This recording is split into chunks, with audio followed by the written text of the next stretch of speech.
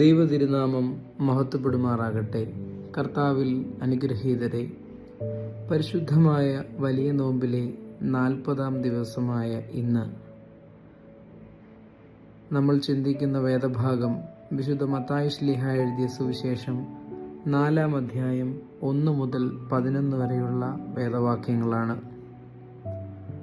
കർത്താവ് ആത്മാവിനാൽ പരീക്ഷിക്കപ്പെടുവാൻ തക്കവണ്ണം പിശാച് മരുഭൂമിയിലേക്ക് നയിക്കുന്ന ഒരു അവസ്ഥ. അവിടെ കല്ലിനെ അപ്പമാക്കുവാനും ദേവാലയത്തിൻ്റെ അഗ്രത്ത് നിർത്തിക്കൊണ്ട് സംരക്ഷണത്തിലൂടെയുള്ള പരീക്ഷണത്തെയും ലോകമഹത്വത്തെ നേടുവാൻ തക്കവണ്ണം പിശാചിനെ നമസ്കരിക്കുവാനും പൈശാചികതയുടെ ആത്മാവ് കർത്താവിനെ സ്വാധീനിക്കുവാൻ ശ്രമിക്കുന്ന ഒരനുഭവം. നമ്മുടെ നോമ്പുകാലത്ത് ആഹാരത്തെ വെടിയുവാൻ, ഉപേക്ഷിക്കുവാൻ, ഇഷ്ടാനിഷ്ടങ്ങളെ മാറ്റിവെക്കുവാൻ തക്കവണ്ണം നമ്മൾ പരിശ്രമിക്കുകയാണല്ലോ. കർത്താവ് അവിടെ പറയുന്ന വാക്യം വളരെ പ്രത്യേകതയുള്ളതാണ്, നമ്മെ കൂടുതൽ ചിന്തിപ്പിക്കുന്നതാണ്. കല്ലിനെ അപ്പമാക്കുവാൻ പിശാച് പറയുമ്പോൾ അപ്പം കൊണ്ട് മാത്രമല്ല, ദൈവവചനം കൊണ്ടും ജീവിക്കുന്നു എന്ന് ക്രിസ്തു മറുപടി പറയുന്നു. ആ ദൈവവചനത്തിൽ വേരൂന്നി വളരുവാൻ നമ്മൾ ഇനിയും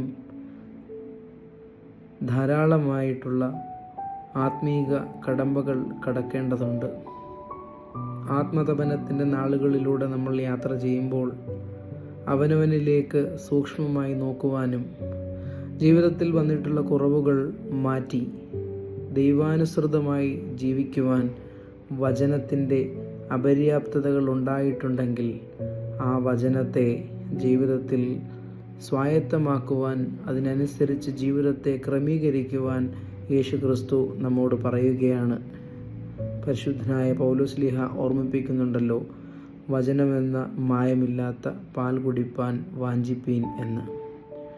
അങ്ങനെ മായമില്ലാത്ത ദൈവവചനത്തെ ഉള്ളിൽ സ്വീകരിക്കുവാൻ, അതിനനുസരിച്ച് ജീവിതത്തെ ക്രമീകരിക്കുവാൻ ഈ പരിശുദ്ധ നോമ്പ് നമ്മെ സഹായിക്കട്ടെ.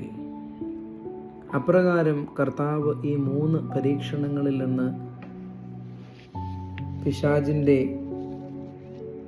വളരെ ഉപദ്രവകരമായ അനുഭവത്തിൽ നിന്ന് രക്ഷപ്പെടുന്നത് ഒന്നാമതായിട്ട് ദൈവവചനത്തിൽ വേരൂന്നി വളർന്നതുകൊണ്ടാണ്. ദൈവപുത്രനായിരുന്നു, മനുഷ്യപുത്രനായി നമ്മോടൊപ്പം ഉണ്ടായിരുന്നു. അപ്പോൾ നമ്മളിലുള്ള ദൈവത്തിൻ്റെ അംശത്തെ മാനുഷികമായി നമ്മൾ ജീവിക്കുമ്പോൾ അത് കെടുത്തിക്കളയാതെ കൂടുതൽ ദൈവികരായി ജീവിക്കുവാൻ നമുക്ക് സാധ്യമാകണം.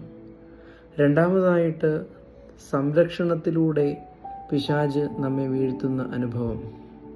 ഈ ലോകത്തിൻ്റെ വിവിധ സംരക്ഷണങ്ങൾ ഉയരങ്ങളിൽ നിന്ന് താഴേക്ക് പതിക്കുമ്പോൾ നമുക്കുണ്ടാകാവുന്ന അപകടങ്ങൾ, അത് നമ്മുടെ ഔദ്യോഗിക ജീവിതത്തിലാണെങ്കിലും നമ്മുടെ ആത്മീക ജീവിതത്തിലാണെങ്കിലും, ഈ ലോകത്തിൻ്റെ അഗ്രത്തിൽ നിൽക്കുമ്പോൾ നമ്മൾ താഴേക്ക് നോക്കുമ്പോൾ ഭയപ്പെടാതെ ദൈവശക്തിയിൽ അധിഷ്ഠിതമായി ജീവിക്കുവാൻ, നമ്മുടെ ജീവിതത്തിലുണ്ടാകുന്ന പരീക്ഷണങ്ങളെ ദൈവശക്തിയോടെ നേരിടുവാൻ നമുക്ക് സാധ്യമാകണം. കർത്താവ് അങ്ങനെയാണ് ആ ഒരു പരീക്ഷണത്തെ നേരിട്ടത്. നിന്റെ ദൈവമായ കർത്താവിനെ പരീക്ഷിക്കരുതെന്ന് പറയുമ്പോൾ നമ്മുടെ ജീവിതത്തിലും ഈ ലോകത്തിൻ്റെ പല സംരക്ഷണങ്ങളുടെയും കരാളഹസ്തങ്ങളിൽ നമ്മൾ കുടുങ്ങുമ്പോൾ ദൈവത്തെ പരീക്ഷിക്കാതെ നമ്മുടെ ജീവിതത്തിൽ ദൈവത്തെ അടിസ്ഥാനമിട്ടുകൊണ്ട് അതിനെ തള്ളിക്കളയുവാൻ നമുക്ക് സാധ്യമാകണം. പരീക്ഷകളിൽ അകപ്പെടാതിരിപ്പാൻ ഉണർന്നിരുന്ന് പ്രാർത്ഥിപ്പനെന്ന് കർത്താവ് തൻ്റെ ശിഷ്യന്മാരോട് പറയുന്നുണ്ട്. കർത്തൃ പ്രാർത്ഥനയിലും അതുതന്നെയാണ് നമ്മെ ഓർമ്മിപ്പിക്കുന്നത്, പരീക്ഷകളിൽ ഞങ്ങളെ അകപ്പെടുത്തരുതേ എന്ന്. ഈ ലോകത്തിൻ്റെ പരീക്ഷണങ്ങളിൽ നമ്മൾ അകപ്പെടാതെ അതിനെ അതിജീവിക്കുവാൻ ദൈവികമായ സംരക്ഷണം ജീവിതത്തിൽ ഉണ്ടാകുന്നത് നമ്മുടെ ആധ്യാത്മിക ജീവിതത്തിൽ എത്രത്തോളം നമ്മൾ വളരുന്നു എന്നതിനനുസരിച്ചാണ്. ഈ നോമ്പുകാലം നമ്മെ അപ്രകാരം ആത്മീയതയിലും നമ്മുടെ ജീവിതത്തിലും നമ്മെ വളർത്തുന്ന ഒരനുഭവമായിരിക്കണം. മൂന്നാമതായിട്ട് ലോകത്തിൻ്റെ മഹത്വത്തെ കാണിച്ചുകൊണ്ട് സാത്താൻ അവനെ നമസ്കരിക്കുവാൻ കർത്താവിനോട് ആവശ്യപ്പെടുകയാണ്. ലോകത്തിൻ്റെ ആദരവ്, ലോകത്തിൻ്റെ സ്ഥാനമാനങ്ങൾ, സമ്പത്ത്, നിരവധി സാഹചര്യങ്ങളിൽ നമ്മൾ ഏർപ്പെട്ട് ജീവിക്കുമ്പോൾ ഈ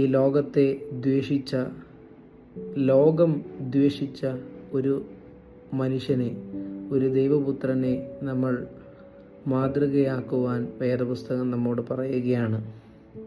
സഹദയന്മാർ യേശു ക്രിസ്തുവിനു വേണ്ടി ലോകത്തെ ദ്വേഷിച്ചു. അവർ ദൈവ തേജസ്സുള്ളവരായി ഇന്നും നമുക്ക് വേണ്ടി മധ്യസ്ഥത അണയ്ക്കുന്നു.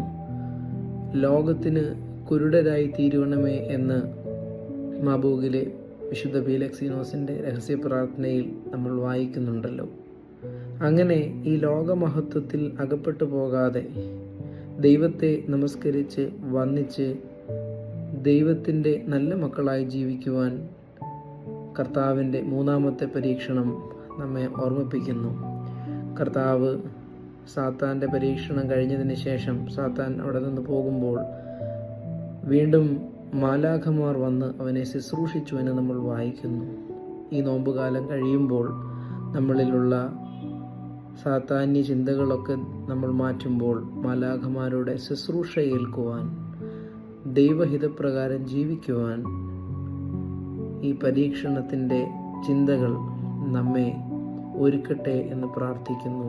ദൈവം നാം ഏവരെയും അനുഗ്രഹിക്കട്ടെ.